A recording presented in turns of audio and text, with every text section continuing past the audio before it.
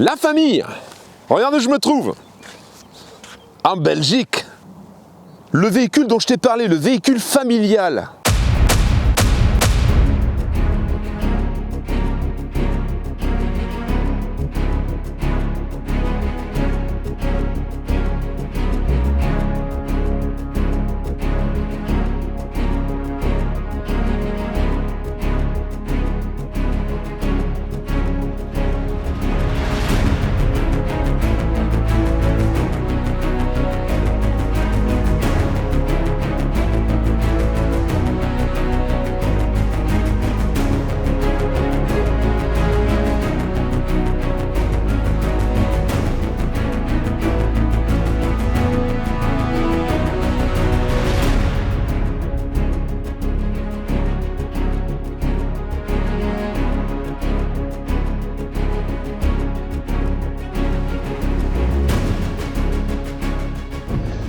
C'est parti pour l'essai de ce magnifique camping-car Euramobile.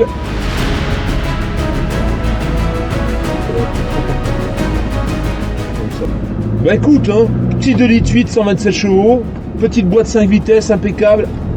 Franchement, que demande le peuple? Pas de bruit de caisse, tu vois, pas de bruit de gling gling gling gling. Ça c'est quand même appréciable.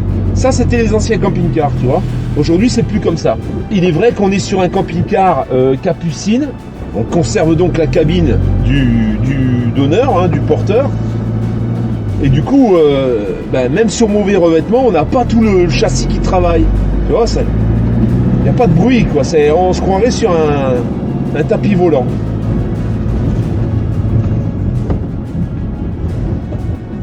Hop là.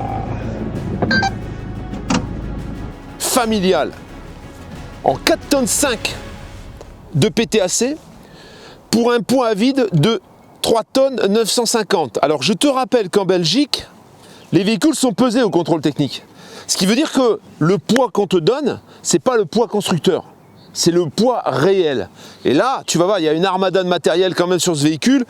Donc on peut considérer que les 550 kg de charge utile qui te restent, c'est le vrai poids.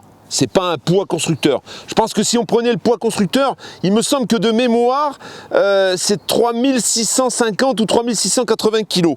3680 kg constructeur, 3940 kg ou 3950 kg, poids réel. 132 000 km, sur lequel la distribution a été faite l'année dernière. Donc, boîte 5 vitesses, 127 chevaux, 2,8 litres JTD, tu avais deux moteurs. Tu avais le 146 qui est venu après, et au départ, tu avais le 127 chevaux.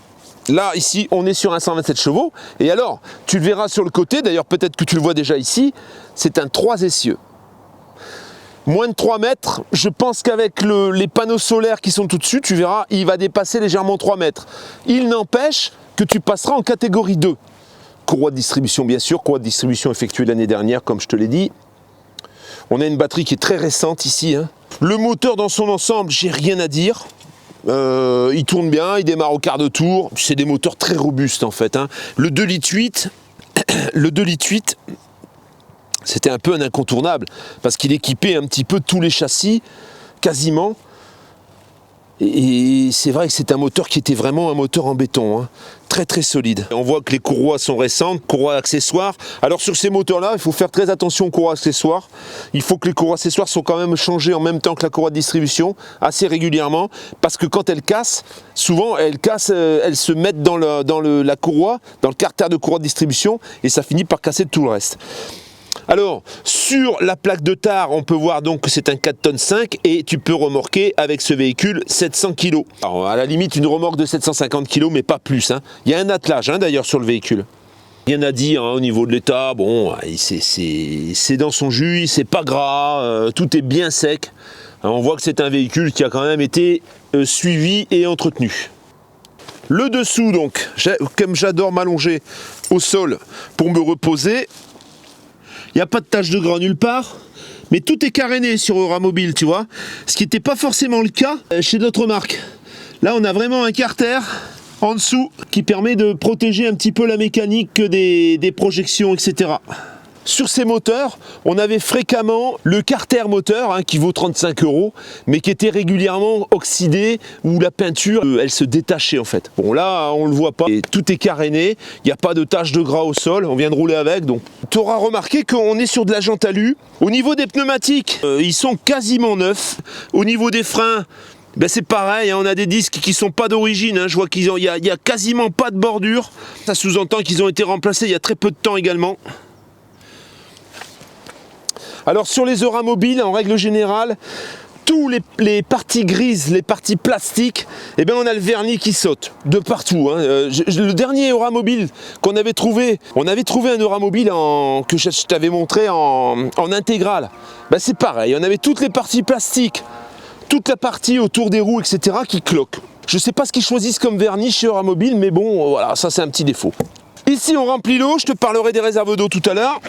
Ici, on a le gaz. On n'est pas équipé de duo contrôle. On a des lyres qui semblent presque neuves. Elles sont bonnes jusqu'à 2024. Par contre, il y a un détendeur, il n'y a pas de duo contrôle.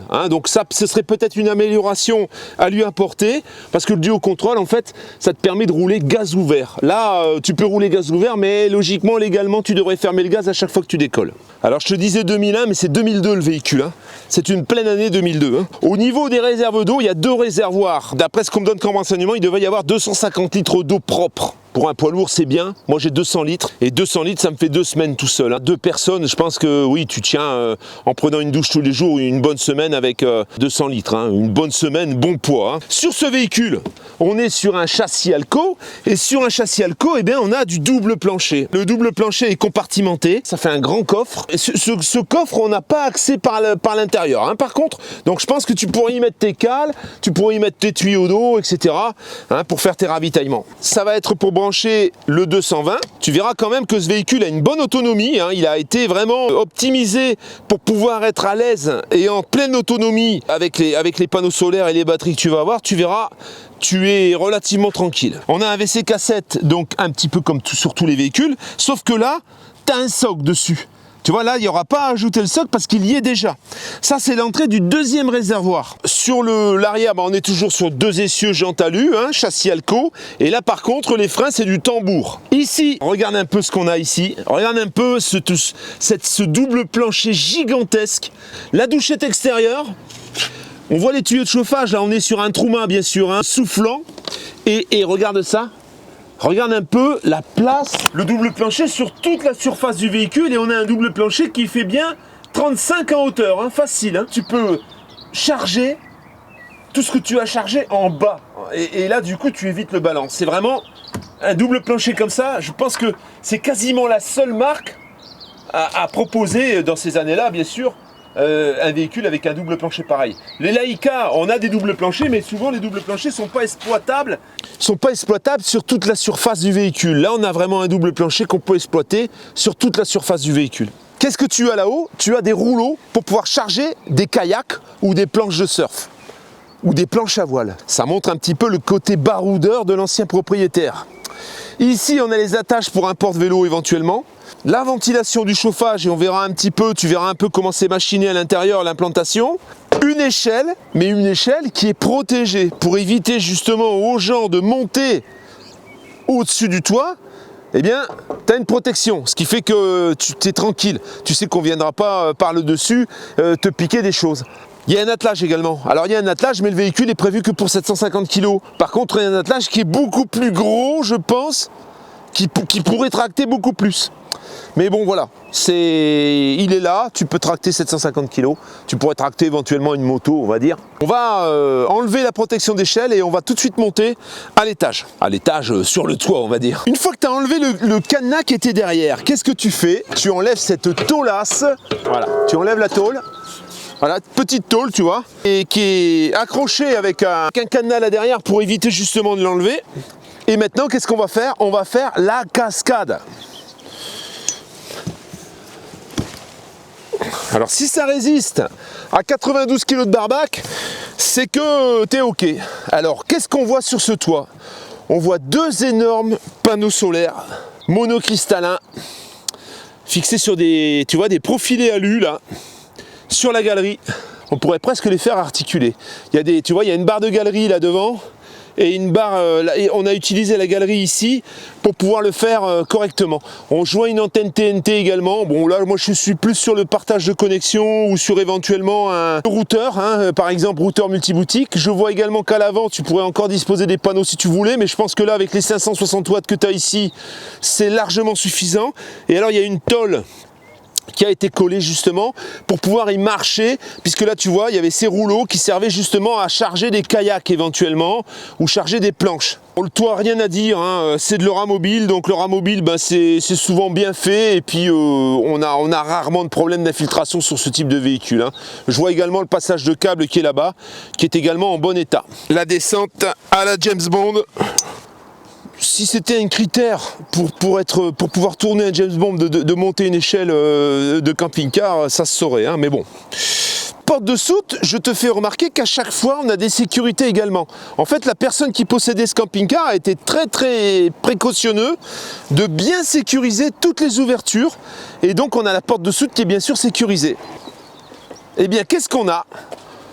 Là ici on voit qu'il y a un isolant qui a été rajouté. Les portes souvent c'est générateur de froid, surtout l'hiver. Et donc là on a une literie, hein, et on verra ce qu'on a comme literie à l'intérieur. Et là on a cette fameuse plaque qui normalement n'existe pas et qui a été rajoutée par son propriétaire. En dessous, eh bien, on va avoir la partie la plus large du double plancher, puisque là ça nous fait vraiment une soute. Alors, qu'est-ce qu'on devine ici? On devine que là, ce lit, ici, tu vois, cette literie, elle se redresse. Hein, elle se redresse pour pouvoir faire un garage. Et là, tu peux y rentrer des vélos. Alors, tu vois, regarde, ça fait la longueur d'un lit. En fait, il a été ajouté une petite gouttière pour pouvoir y fixer la manivelle du store. Un petit panier avec les protections frigo, donc pour l'hiver, pour que ton frigo continue à bien fonctionner. Et là, on a des coussins qui vont te servir à transformer la dinette en lit. Hein, ça, c'est les coussins qui ont été rangés ici, mais qui pourraient être tout à fait rangés ailleurs. On a également les planches qui sont en dessous. Et là, tu peux voir qu'il y a des prises de courant qui ont été rajoutées. Un éclairage, tu vois, qui a été ajouté. Encore une prise de courant, tu vois, ici. Encore une prise de courant 220, prise de courant 220. Si tu dois charger des vélos, par exemple. Chez Euramobile, on pense à tout. Regarde, ça, c'est une prise de gaz. Et la prise de gaz, pourquoi c'est fait? C'est fait pour brancher un barbecue. Barbecue, si tu veux faire ta cuisine dehors, tu vois, tu sors ton auvent, parce que tu as un auvent également. Hein. Tu as un auvent qui doit faire 4 mètres à peu près. Peut-être même un 4 mètres 50, c'est un 5005. Je pense que c'est peut-être un 4 mètres 50. C'est un 4 mètres. Et là, tu vois, le propriétaire a même laissé le briquet, parce que, à mon avis, il devait faire des petits barbecues et il devait se servir de cette prise de gaz. Donc elle est verrouillée, bien sûr. Les clés, je te cache pas que tu as un trousseau de clés, mais tu as un sac en fait. Hein. Donc après, avec l'habitude, ben, tu vas les retrouver. Au départ, tu vas un peu en chier, hein, je te le dis. Hein. Alors son propriétaire a une excellente idée. Il va toutes les nommer, il va toutes les repérer pour t'aider. Lui, il les reconnaît, parce que c'est son camping-car, il les connaît par cœur. Toi, tu les connais pas. Donc, je pense que le mieux, c'est qu'il repère les clés pour que tu puisses te repérer plus facilement. Je te fais remarquer au passage qu'il n'y a pas une seule fenêtre qui a été jointée autour. Hein. Toutes les fenêtres sur lesquelles on a parcouru tout le tour du camping-car, on n'a pas eu une seule fenêtre qui a été jointée. Et je suis presque persuadé qu'il n'y a jamais eu une étanchéité qui a été refaite sur ces fenêtres. C'était Euramobile dans les belles années. Voilà, je dirais plus la même chose aujourd'hui, mais à cette époque-là, quand on faisait quelque chose, c'était durable. Et on le voit aujourd'hui, ce véhicule est de 2002, tu vois, et regarde dans l'état où il est, et tu vas voir à l'intérieur. Là, on a encore un passage. Alors, là, écoute, non mais, franchement. Alors, le double plancher, qu'est-ce que c'est le double plancher? Bah écoute, c'est simple. Tu sais pas où dormir, c'est facile. Tu vois, regarde. Attends, regarde bien, hein. Regarde bien ce que je vais faire. Je vais essayer de pas me casser la gueule quand même, hein. Regarde. Regarde bien le double plancher, à quoi ça sert. T'as plusieurs macabées. Tu vois, tu sais pas où les mettre. Ben écoute, il n'y a pas de problème. Tu vois, tu veux faire dormir des clandestins. Tu veux faire dormir un clandestin. Ben écoute, là t'as ton lit. Tu peux dormir à 10 là-dedans si tu veux. Regarde ça. Regarde ça. Regarde. T'as le passage là qui arrive jusqu'au fond. Regarde, on voit la lumière. Tu vois la lumière en fond là? Ben voilà, ça c'est tout traversant.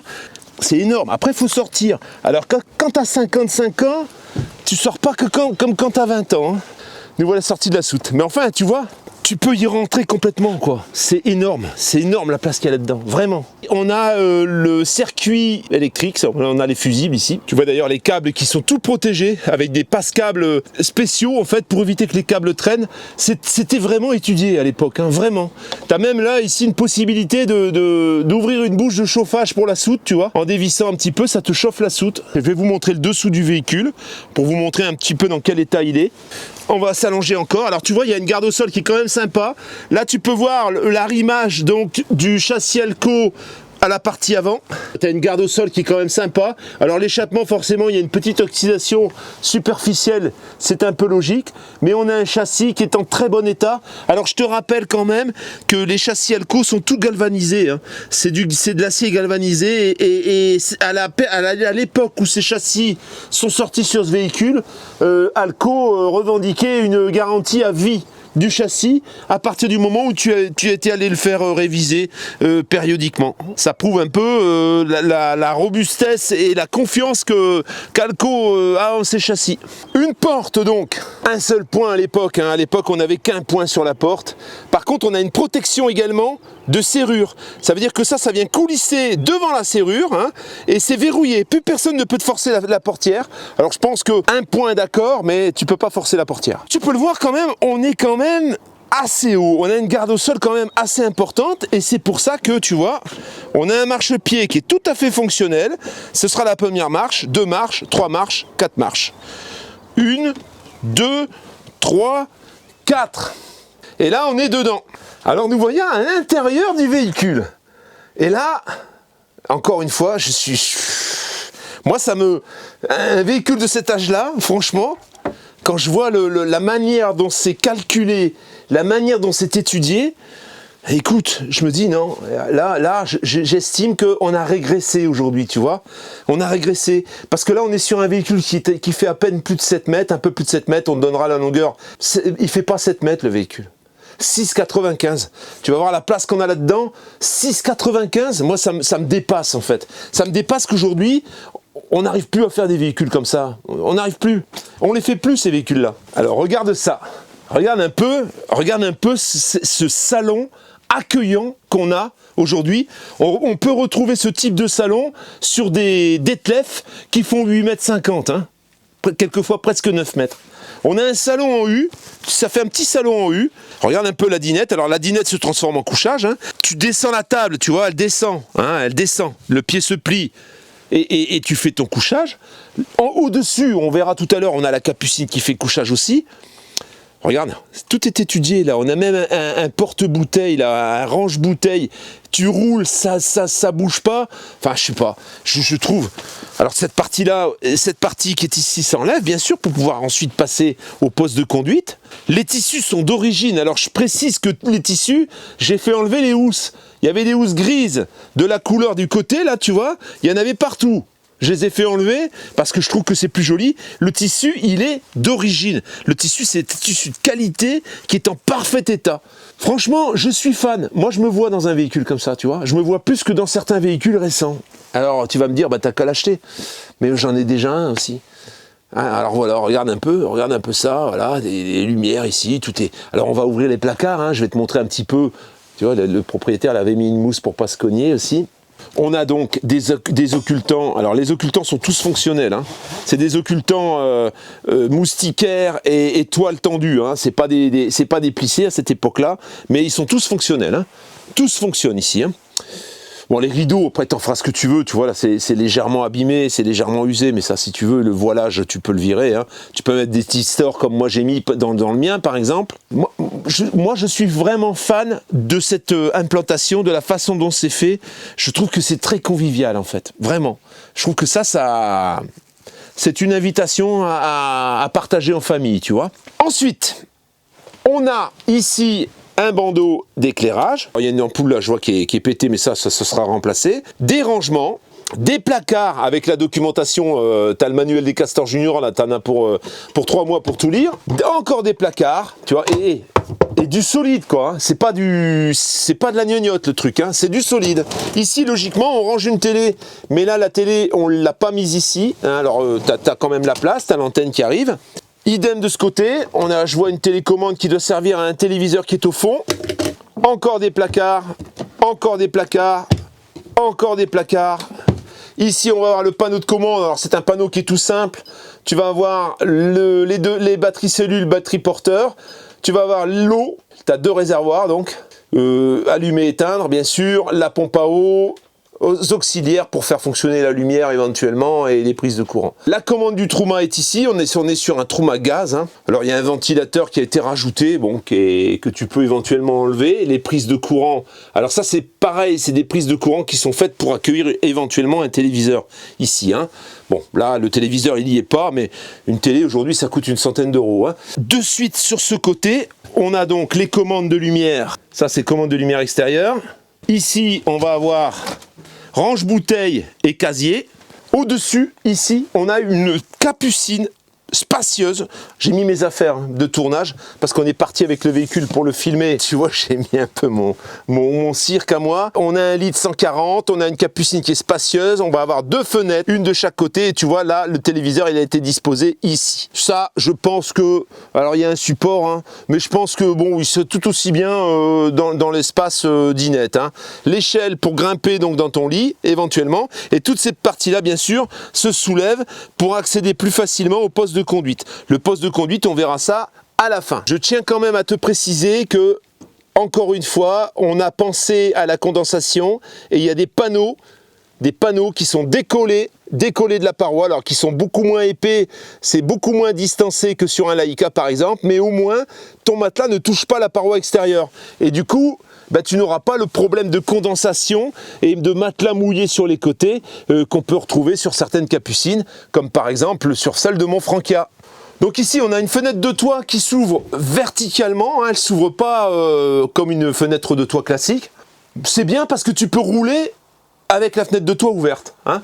Il suffit, tu vois, il y a 2 poignées avec des serrures, avec comme un peu les placards, et du coup ça se ferme, et puis voilà, pour l'ouvrir, bah, tu appuies sur les 2 serrures et tu pousses tout simplement.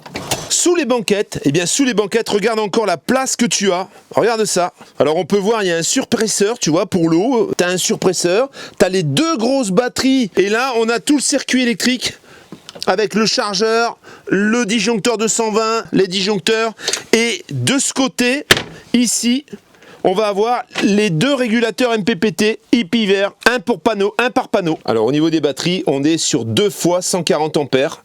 Et sous cette banquette ici, tu as le réservoir le plus petit, je crois que c'est le 100 litres. Au fond, tu as le 150 litres. Nous voilà maintenant dans la partie cuisine. La partie cuisine, et puis tu vas voir ici la partie dodo aussi. On va avoir un plan de travail qui est quand même relativement sympa pour un camping-car, avec un évier en inox, une petite tablette, une poubelle, petite poubelle, hein, vraiment pour les petits déchets, les épluchures, prise 12 volts, prise 220 et des prises allume-cigare qui ont été rajoutées.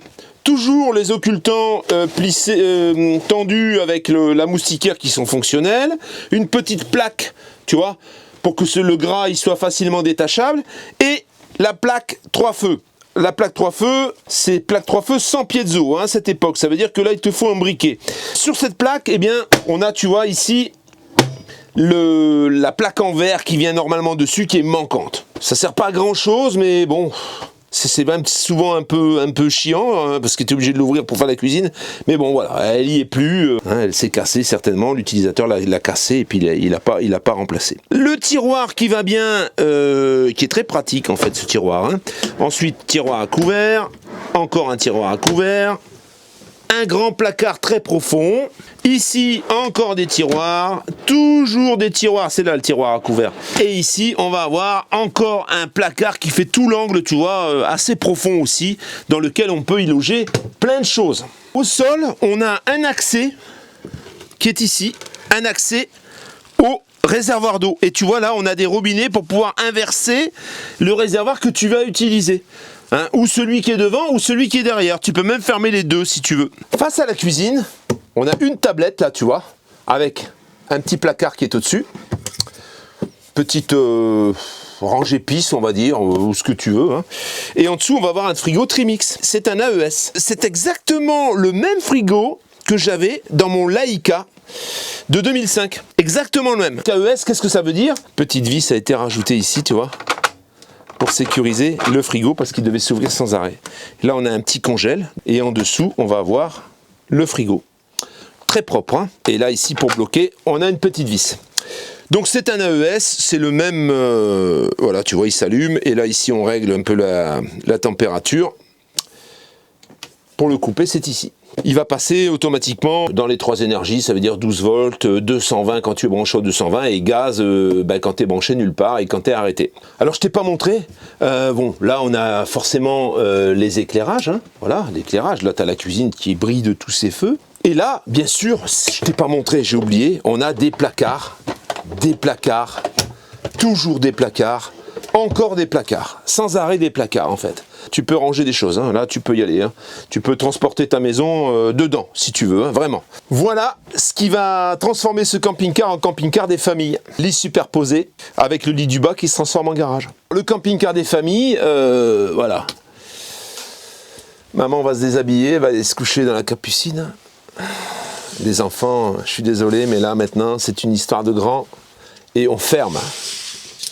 Petite séparation pour l'intimité de chacun. Alors bon, ça fera pas l'intimité du bruit, hein, par contre. Il faudra faire quand même attention à ne pas initier tes enfants à des choses dont ils n'ont pas l'âge. On a une petite fenêtre ici en haut et on a également une fenêtre pour le lit du bas.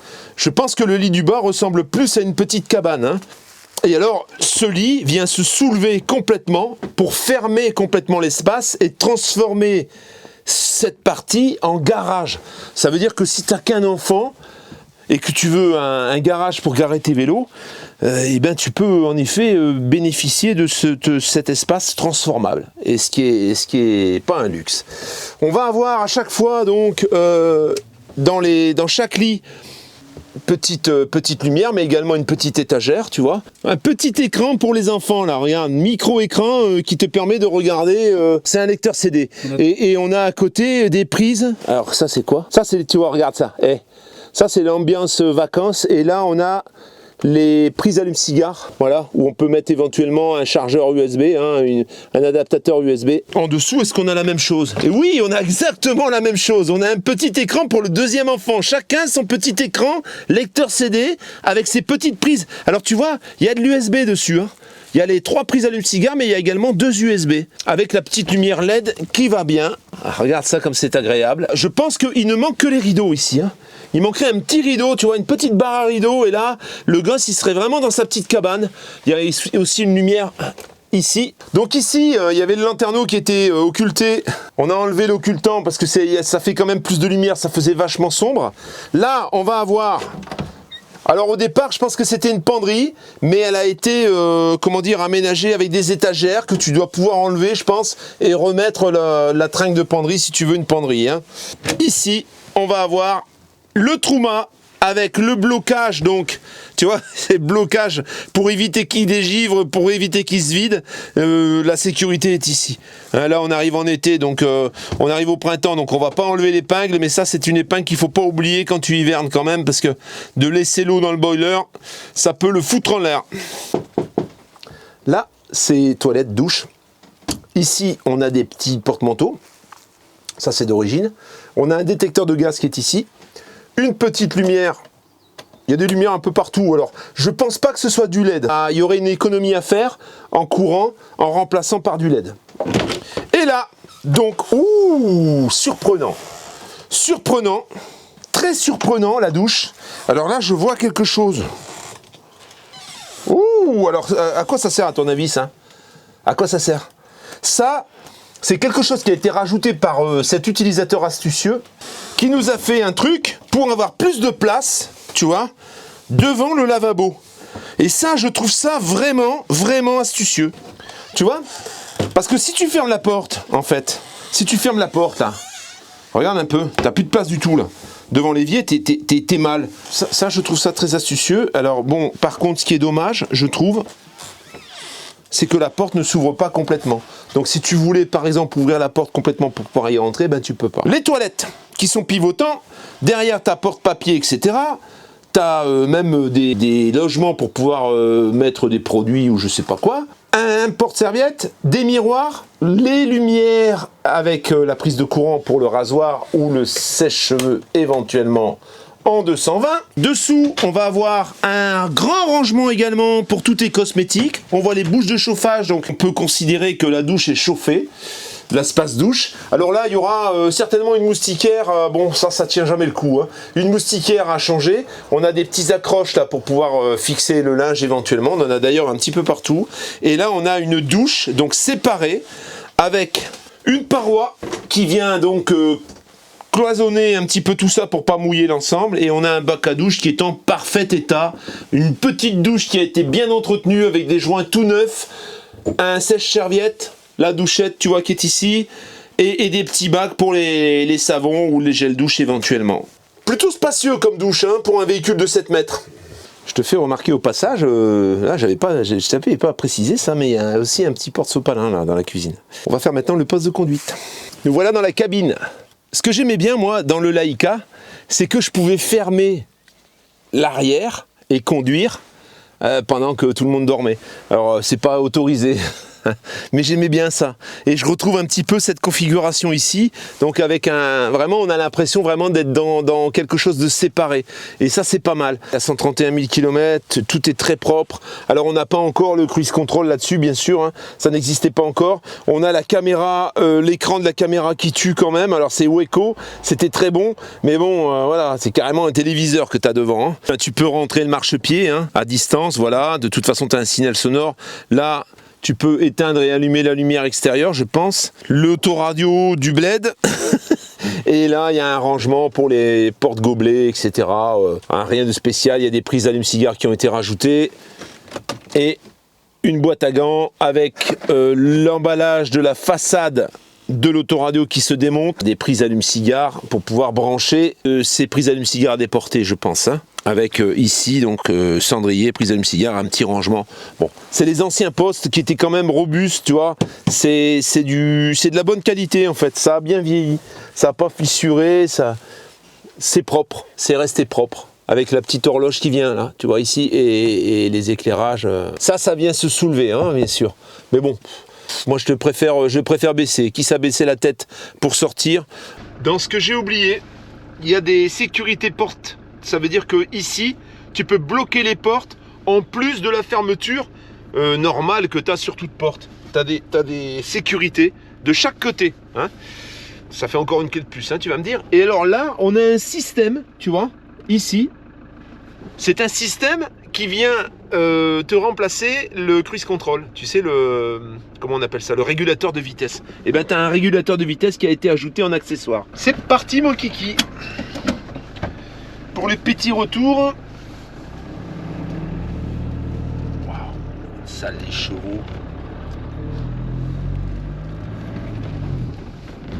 La lumière qui est ici. Là on est en phare. Attends.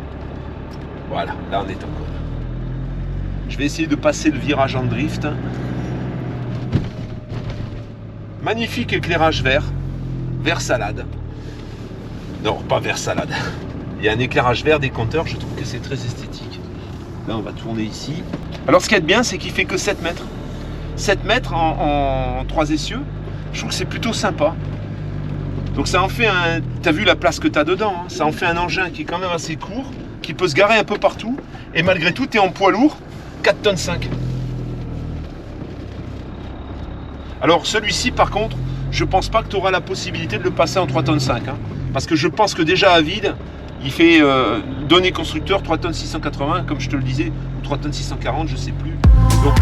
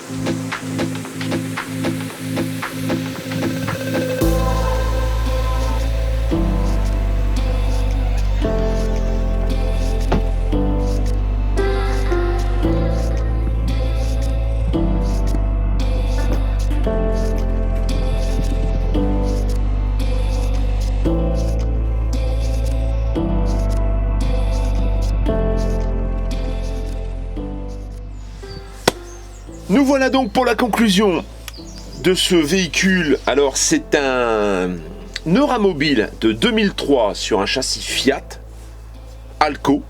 On a le châssis Alco, le porteur c'est Fiat. 2,8 litres, 127 chevaux, sur lequel la distribution a été faite l'année dernière. Il fait moins de 7 mètres. Moins de 7 mètres avec tout ce que je t'ai montré. Double plancher sur la surface totale du véhicule. L'envie de te présenter un véhicule comme ça, c'est le côté pratique et le côté robuste du véhicule.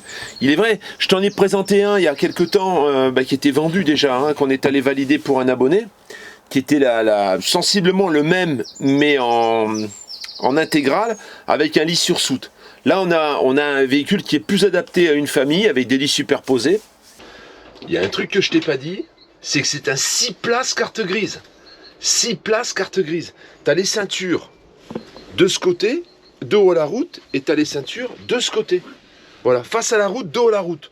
Donc ça, c'est quand même un gros avantage. Alors, il est vrai qu'ensuite, chez Laïka, par exemple, on avait d'autres configurations, hein, une configuration un peu différente, avec des lits sur le côté chauffeur et qui venaient un petit peu... Bon, là c'est sensiblement pareil, sauf que pas emprisonné ici, c'est un peu ouvert. C'est vrai que là, par rapport à un Laïka, par exemple, on aurait eu un grand meuble qui venait un petit peu complètement cloisonner la partie nuit pour les enfants. Là, on a le lit d'en dessous qui est un peu dans une niche, le lit du dessus est un peu open space. Hein.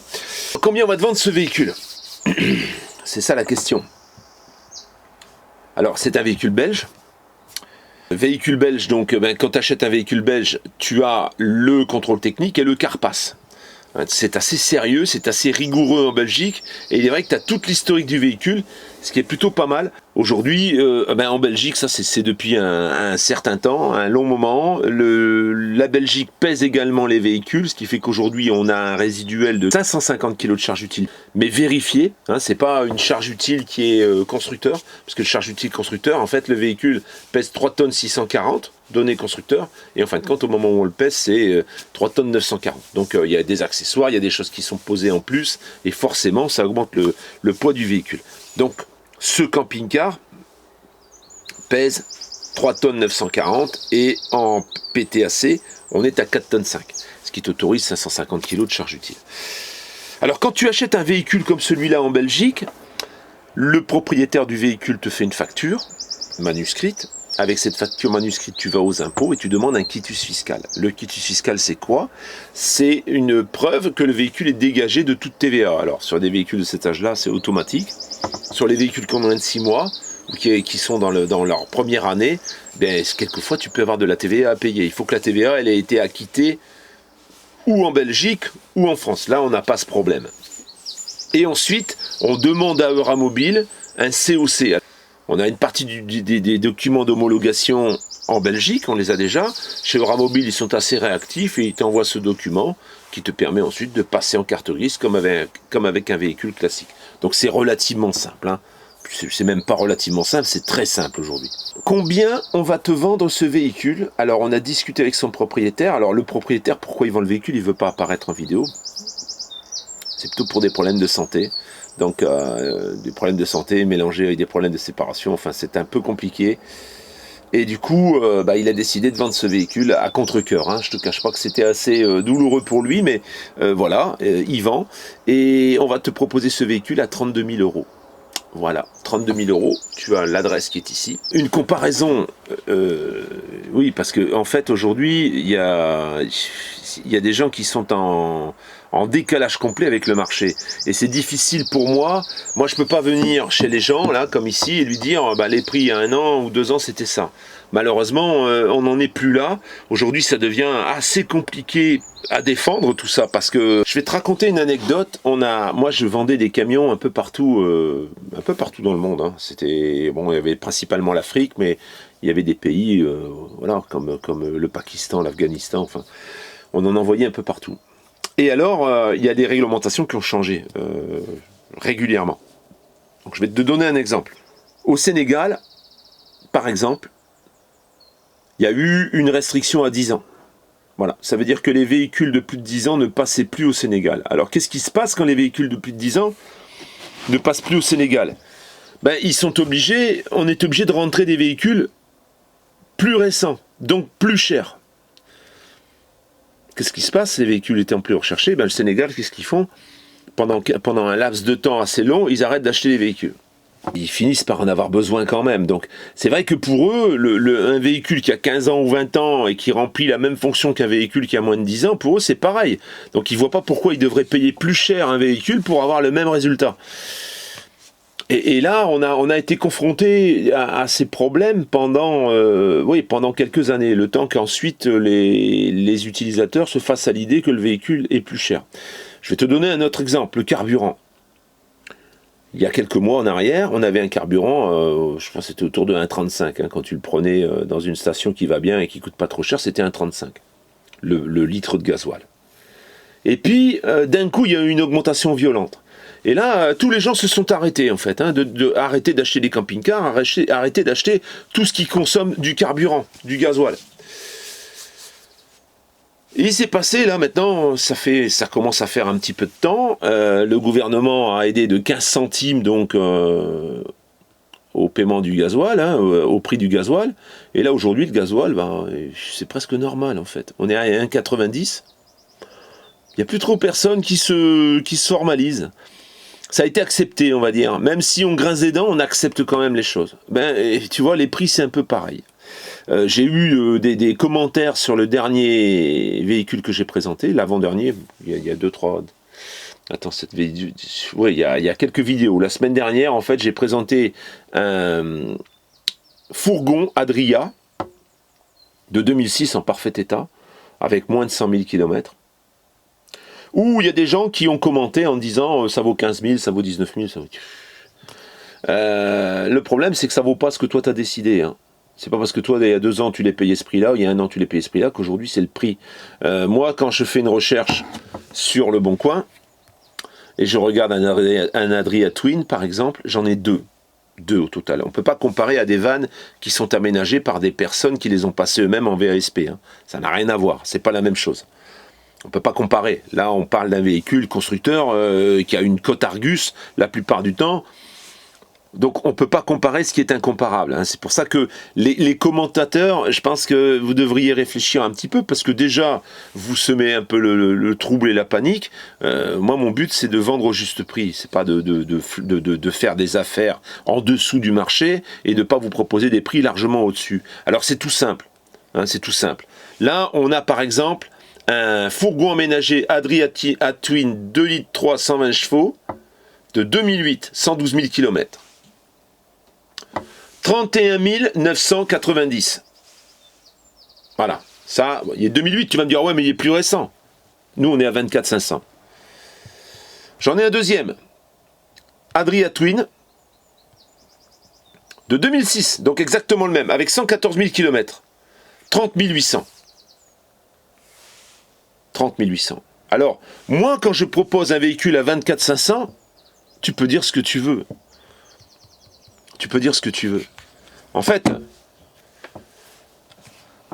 c'est pas le prix des choses qui augmente, c'est ton argent qui se casse la gueule, en fait. Et c'est ça qu'il faut que tu réfléchisses, aujourd'hui. Tu vas dire c'est trop cher aujourd'hui, mais demain, tu n'auras pas le choix.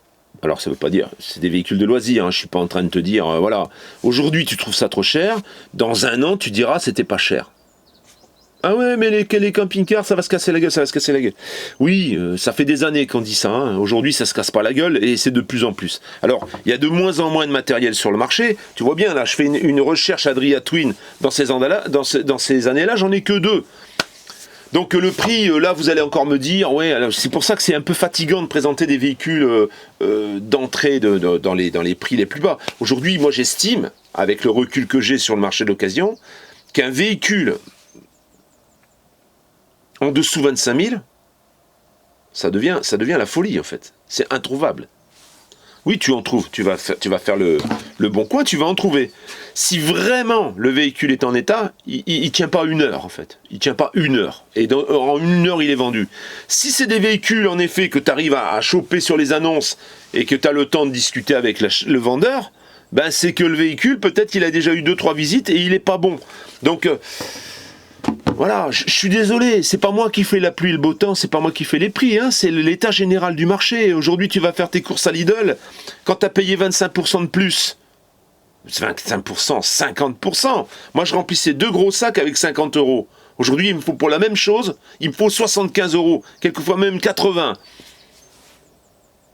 Lidl, il peut rien. Hein. Eux, ils vendent leurs produits, ils appliquent leur marge, et c'est pas pour ça que tu dis non, j'arrête de... Non, moi j'en prends pas, c'est trop cher. Alors peut-être tu vas faire des choix, tu vas te passer de choses, mais c'est le prix, c'est l'inflation qui fait ça. Tu peux rien faire. Alors tu peux critiquer tout ce que tu veux et dire c'est trop cher, c'est pas au bon prix. C'est pas au bon prix pour toi aujourd'hui. On va dire pour toi c'est plus au bon prix. Pour moi c'est pas au bon prix non plus. Je te le dis, pour moi c'est pas au bon prix.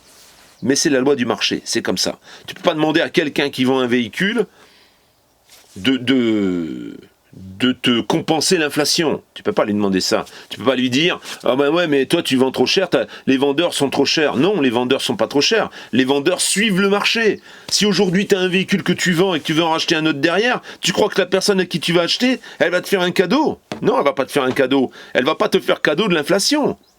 Elle va te vendre le prix au prix du marché. Donc moi, au moment où je vois un véhicule, je dois déjà raisonner quelquefois les vendeurs, parce que c'est vrai qu'ils sont un peu trop hauts. Donc j'essaie de faire une cote mal taillée pour qu'on puisse te proposer encore quelque chose, parce que sinon, il n'y a plus rien, tu ne peux plus rien faire. Voilà, donc quand je te parle de ce véhicule à 32 000, pour moi, c'est une bonne affaire. Aujourd'hui, un Laïka de la même année, un Créos par exemple, avec un double plancher, sur un châssis Iveco peut-être, à moins de 40 000 euros de 2005, 2005 hein. Ne rêve pas, hein, tu l'auras pas. Hein. Il faut au minimum 40 000 euros. Alors il y en a certains qui connaissent pas trop le modèle, ils vont crier au scandale. Ben oui, mais la personne qui met ce véhicule en annonce, elle fait comme ça, comme Thanos, tu sais, blah, et tout explose.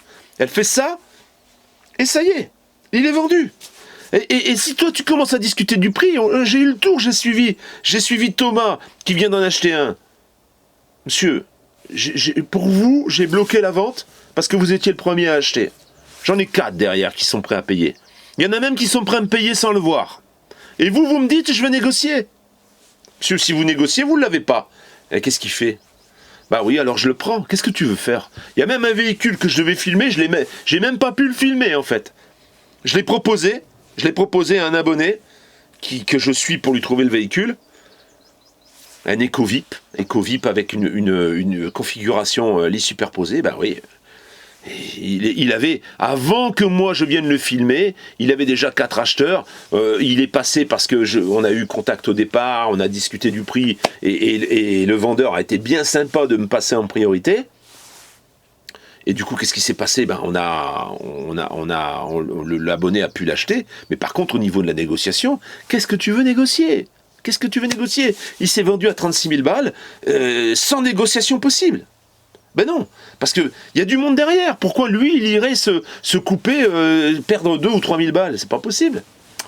Enfin voilà, donc c'est pour ça que je pense que de commenter, ça sert à rien. Moi, je vous présente des véhicules, vous n'êtes pas forcément acheteur, hein, peut-être que vous regardez par curiosité. Je pense que plutôt que de dire des choses sur lesquelles vous n'avez pas la réflexion et vous n'avez pas les réponses, c'est sûr que dans l'idéal, ben, le fourgon, ce serait bien de pouvoir le vendre 18-19 000 euros. Mais à ce prix-là, je pourrais même pas vous le proposer, moi, parce que le monsieur, il en parle une fois et c'est vendu. Il dit, bah tiens, je vends un fourgon, je le vends 18 ou 19. Mais même pas, je vous le propose. Il s'en va tout de suite. Et la personne qui va l'acheter, elle va le remettre en vente et elle va faire 3-4 000 balles dessus. En ce moment, c'est que ça. Donc, voilà, il faut que vous compreniez et il faut surtout que vous ayez une attitude par rapport à ce que moi je vous propose. Vous avez le droit de le penser, mais d'aller commenter, il y en a qui proposent, qui disent que ça vaut 15 000. Non, mais il faut arrêter de croire à la mouche qui pète aussi. C'est plus possible ça. Peut-être que ça valait 15 000 il y a 2 ans ou 3 ans. Aujourd'hui, ça vaut plus que 15 000. Je suis désolé. Voilà, donc je reviens à nos moutons. Ce véhicule est proposé à 32. Il les vaut largement. Il les vaut largement, et je te le dis, pas en fonction de la conjoncture, en fonction du marché. 32 000, c'est un poids lourd, il a une charge utile, il est conçu pour une famille. Il est super bien foutu, il est propre, tout est nickel. Il y a la courroie de distribution qui a été faite l'année dernière. Les 4 pneus sont neufs, les 6 pneus sont neufs. Il est sur des jantes alu. Bon, ça, à la limite, c'est un détail. Mais bon, voilà, c'est un véhicule qui est sain. Certes, il est âgé. Ne parlez pas de critères et de toutes ces conneries. Ne fonctionnez pas. N'allez pas dans cette voie-là. Critères, ça, on va rigoler dans quelques années. On va rigoler avec le critère. C'est infernal. Et puis, qu'est-ce que vous allez foutre avec un camping-car comme celui-là, en plein centre-ville? Franchement, ça n'a pas lieu d'être, ça. Ça, si vraiment vous voulez circuler avec votre camping-car dans les grands centres-villes, comme Lyon, par exemple, bah, vous n'avez rien compris au camping-car. Je suis désolé. Il faut vous arrêter à l'extérieur et puis prendre les transports, prendre un vélo, prendre une trottinette, peu importe. Mais n'allez pas rentrer avec un véhicule comme ça. Vous allez vous garer où? Pas possible. Hein. Donc, tout ça, c'est des discours qui servent à rien. Vous êtes dans le faux si vous faites ça. Pour moi, vous êtes dans le faux. Hein. Un camping-car, ça s'utilise dans les campagnes. Et quand vous voulez aller visiter une ville, vous vous stationnez aux alentours de la ville. Vous n'allez pas vous rentrer avec un camping-car comme celui-là en plein centre-ville. Donc les critères et les machins, excusez-moi, même moi quand j'achète une bagnole, les critères je ne les considère même pas en fait. Voilà, même pas.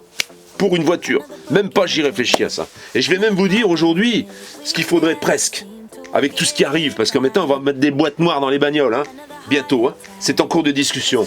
Il faudrait presque avoir une vieille bagnole, une vieille 300D Mercedes dans laquelle tu peux mettre de l'huile végétale, de l'huile de friture, que tu peux continuer à rouler en cas de grande pénurie et de gros problèmes. Voilà, c'est tout. Donc c'est ma conclusion. Excusez-moi, je suis un peu... ça me chauffe un peu. J'avais envie de parler de ça. Voilà la famille. À tout bientôt. Ciao, ciao.